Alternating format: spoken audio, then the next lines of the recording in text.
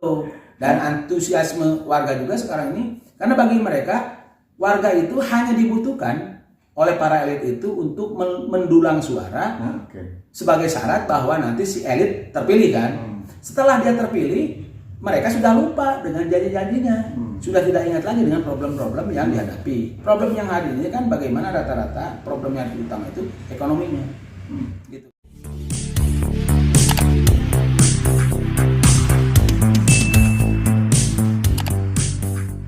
Pak Nanang sudah menjelaskan cukup detail juga ya, dari mulai IPM terus sampai ke aspek-aspeknya begitu ya, sampai ke berbagai indikator di Jawa Barat, termasuk mengkerucut ke Sumedang juga, di kabupaten kota lainnya tentunya begitu kan, seperti itu. Tapi terakhir kita juga dengar bahwa kondisi sekarang memang daya beli masyarakat secara umum begitu kan, sekarang lagi rendah nih begitu kan, seperti itu ya. Nah, daya beli masyarakat yang lagi turun ini memang dampaknya secara nasional, apakah memang karena dampak dari COVID yang begitu lama sehingga banyak perusahaan-perusahaan yang bangkrut dalam artian sehingga banyak PHK, akhirnya banyak pengangguran, jadi pengangguran dampaknya jadi tingkat kemiskinan tinggi, hingga akhirnya mungkin Sumedang juga sekarang termasuk mungkin kabupaten kota lain sedang memprogramkan mengentaskan kemiskinan ekstrim. Apakah seperti itu enggak Pak Nandan? Oke, kemiskinan ekstrim memang dampak dari COVID yang kemarin. COVID juga. Kita mengenalkan kemiskinan ekstrim itu karena ya runtutan, dan COVID itu kan udah global. Dan kita Indonesia termasuk yang relatif berhasil ya untuk mengatasi, memitigasi terhadap dampak COVID. Dan kalau melihat dari perkembangan, kalau saya mengamati dari sisi anggarannya aja, perkembangannya itu COVID kan mulai 2020, 2021, 2000 itu terjadi, 2022 kena kita juga dampak, 2023 mulai pemulihan ya, dan 2024 kelihatannya sudah mulai rada normal. Tetapi sekarang itu dipukul dengan resesi gimana? Mulai global. Resesi ekonomi ya. Ekonomi gitu. Jadi mulai, dan kita kelihatannya kalau secara nasional juga kan ternyata tingkat laju pertumbuhan ekonominya juga tidak terlalu cukup bagus. Dia hanya berjalan apa adanya. Itu kan pertumbuhan di kita hanya 4% ya. Walaupun naik tapi apa adanya. Ya. Dan itu berdampak terhadap kegiatan ekonomi secara real akhirnya. Banyak sekarang kita saksikan bahwa perusahaan-perusahaan besar sudah mulai bertumbangan, mengurangi jam kerja, mengurangi SDM, PHK dan macam-macam. Dan ini urutannya, jadi tingkat penganggurannya bertambah. Jadi sektornya lebih banyak kan bekerja orang yang punya PHK, punya pesangon, beralih karena dia harus bertahan hidup. Tabungan sudah mulai menipis, bahkan kalau di skala nasional itu sekarang di data nasional penurunan kelas menengah, ya kan, dari berapa puluh juta ke berapa puluh juta, sekarang kan turun tuh, ada sekitar 16 jutaan. Jadi yang kelas menengah sekarang jadi miskin. Gitu kan di nasional ya, bisa lihat. Nah ini itu kan dirasakan. Karena kan nasional itu akumulasi dari daerah-daerah. Betul. Dan kayak Sumedang, ada daerah-daerah industri yang notabene Sumedang, Bandung, Majalengka, Subang. Ini kawasan-kawasan Jawa Barat, Karawang itu sangat terasa. Karena mereka industri-industri yang bergerak, yang tadinya menyerap tenaga kerja, yang berjalan normal, sekarang sudah mulai pengurangan jam kerja. Kalau untuk bertahan mereka, kalau tidak bisa mengurangi jam kerja, mengurangi karyawan.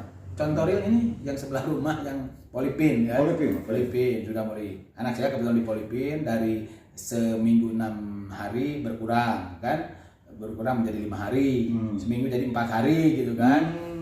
Bahkan ada yang sudah seminggu 3 hari. 3 kali banyak itu di kawasan Katek juga ya.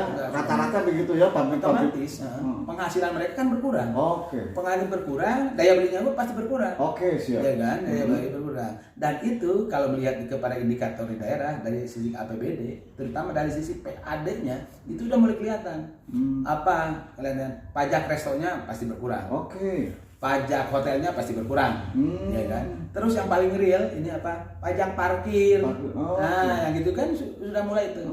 Nah Sumedang itu terkena juga dengan hal yang seperti itu. Sementara pengeluarannya, terutama yang direncanakan Tadi dari PAD itu sudah direncanakan untuk ABCD, diantaranya untuk TPP, tambahan penghasilan yang sudah dijanjikan dan sudah ada perbuknya. Nah itu sementara dari sisi kemampuan bayar warganya, baik yang pajak langsung maupun tidak langsung itu turun. Nah, kita melihat nanti PBB-nya, target PBB pajak bumi dan bangunan turun juga, bisa di cross check di Badan Pendapatan Daerah.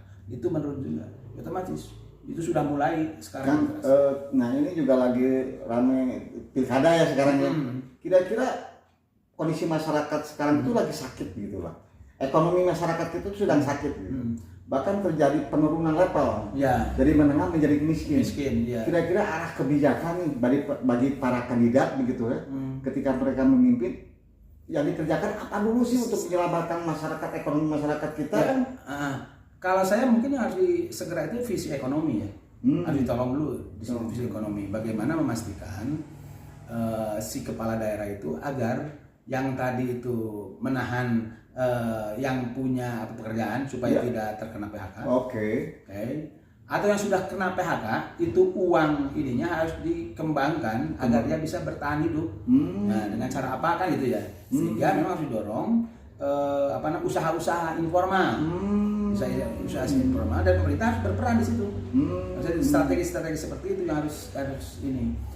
Dengan pilkada serentak hari ini, warga itu antusiasme itu relatif lebih rendah dibandingkan dengan pilkada yang dulu. Karena sekarang serentak, bayangkan warga itu kemarin ada pilpres yang sudah menyita perhatian. Sekarang ke pilkada, makanya saya perhatikan, kalau kita perhatikan itu sekarang yang disebut kampanye paslon kan tidak seperti dulu, tidak semarak kan? Betul. Jarang yang mengerahkan massa, sepi gitu saja sekarang. Bahkan lebih banyak itu dia mempertahankan jaringan-jaringan yang sudah ada, kunjungan itu door to door dari rumah ke rumah sekarang itu. Karena mengumpulkan massa itu membutuhkan biaya yang besar. Dan para pemodal hari ini sudah tidak ada, relatif sudah tidak ada, karena serentak. Kalau dulu mah iya, banyak para pemain yang coba gamblingnya di konvensi, nanti kalau Anda menang ada proyek-proyek yang bisa di-sharekan kepada mereka. Kalau sekarang berat ya, bisa dicek lah kepada para kandidat paslon itu. Dan antusiasme warga juga sekarang ini, karena bagi mereka warga itu hanya dibutuhkan oleh para elit itu untuk mendulang suara sebagai syarat bahwa nanti si elit terpilih kan. Setelah dia terpilih, mereka sudah lupa dengan janji-janjinya, sudah tidak ingat lagi dengan problem-problem yang dihadapi. Problem yang hari ini kan bagaimana rata-rata problem yang utama itu ekonominya, gitu. Seandainya ada beberapa opsi begitu kan, ketika ekonomi masyarakat sakit, ada beberapa opsi. Satu, opsinya menaikkan TPP, jadi ada PAD nih kan. Apakah menaikkan TPP? Apakah misalkan membelanjakan uang PAD untuk fisik? Atau lebih baik kita menyelamatkan perekonomian masyarakat gitu? Kalau saya kan gini, kalau melihat data ya, itu kan sumber daya yang ada atau properti kekayaan Sumedang yang idle itu banyak. Di antara yang banyak itu contoh lah yang real. Berapa tanah negara yang sudah tidak dilanjutkan dengan beberapa perusahaan swasta yang tadi ada kontrak yang 30 tahunan sudah berakhir banyak. Ya kan, bisa dicek itu dari mulai Margawindo, nanti di sini mana Cijero, beberapa itu. Dan kita tahu bahwa kemiskinan Sumedang itu lebih banyak di pedesaan. Dan kategorinya atau kelompoknya mereka rata-rata petani. Dan petaninya mereka buruh tani. Betul. Nah, kita bisa nggak kepala daerah yang hari ini berorientasi untuk memastikan bahwa tanah-tanah idle itu diberikan penguasanya kepada para petani itu. Pengelolaannya? Bukannya kepemilikannya, karena dibolehkan kan, dibolehkan oleh regulasi, oleh undang-undang untuk diserahkan. Redis berarti ya? Redis dengan reforma agraria kalau dulu. Gitu. Karena untuk paling tidak menjawab kepada kebutuhan alat produksi di kalangan petani, yang buruh tani sekarang menjadi punya tanah. Nah, tinggal hitung aja nanti dan bagaimana mekanisme ada nggak yang menjanjikan itu. Terus yang kedua, kalau konteks Sumedang, saya tidak melihat juga dari janji para politisi paslon yang berapa tuh, yang 5 Sekarang ya? yang sekarang yang AB ke kalangan buruh, tidak ada yang memberikan attach perhatian kepada itu. Saya cek di 5 visi misinya, kan dari 5 visi misi itu yang cukup lengkap. Kalau kita lihat itu Doni Pajar itu cukup lengkap, dia memotret apa problemnya di Sumedang, bagaimana datanya hari ini. Kalau yang lainnya kan lebih banyak statement, narasi-narasi jargon. Nah kalau ini kan Doni ini kan karena dia incumbent, walaupun incumbent tetapi terhalang ya oleh PJ, tapi dia cukup lengkap. Dan saya perhatikan dari 5 itu yang kurang mendapat pesan, respon, perhatian dari kelima paslon itu untuk isu pertanian, buruh taninya, ya itu masyarakatnya. 2 buruh. Buruh pabrik maksudnya. Buruh pabrik, buruh lah, kategori buruh, mau yang dia di industri, di pabrik, maupun yang kayak di toko-toko. Itu kan itu karyawan kan, ya kayak gitu. Itu kurang mendapat perhatian dari kelima. Dari semua. Dari kelima. Padahal mereka itu yang paling terpukul dengan kondisi ekonomi hari ini. Itu yang saya perhatikan seperti itu. Makanya ini harus segera tuh direvisi itu para kandidat. Itu janji-janjinya untuk jangan lagi janji-janji yang bersifat pemberian insentif untuk RT RW gitu kan, untuk itu. Tapi yang paling penting itu warganya tuh. Kalau RT RW kan lembaga. RT RW itu kalau ini masyarakatnya. Buruh. Iya banyak. Ekonomi masyarakatnya ya kan ya, harus. UMKM-nya, ya kan itu pelaku warga tuh. Terus petaninya, nah itu bisa perhatikan seperti itu. Bahkan yang harus dihindari itu yang tadinya terjadi penambahan kemiskinan baru. Nah ini jangan sampai yang itu. Perlu di stop ya, begitu ya kan ya. Dan kebijakan nasional kalau yang kemiskinan ekstrim itu 2024 akan diatasi, kelihatannya bisa lah. Karena beda indikator yang disebut kemiskinan ekstrim itu. Kalau sekarang kemiskinan yang sudah biasa, yang secara BPS ini kan di kita masih di angka berapa, 9, sekian ya.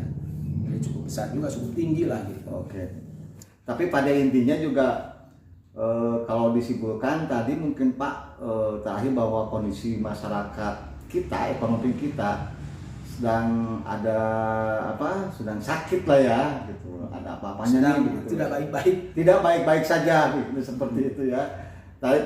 Tadi juga dibahas bahwa ini menjadi PR begitu ya.